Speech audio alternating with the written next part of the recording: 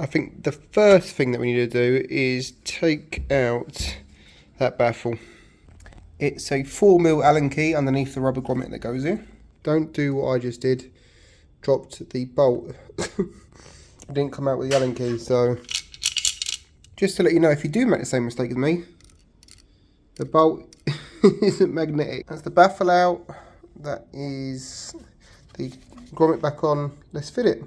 I know this isn't the smartest idea, but we're going to start it and run it so you can hear what it sounds like without the new exhaust on.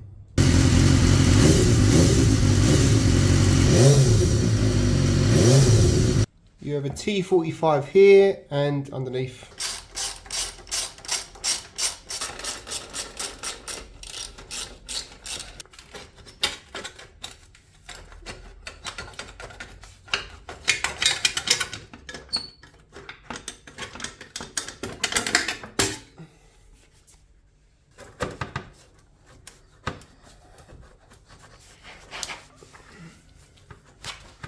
You might have to give it a little love tap to get on.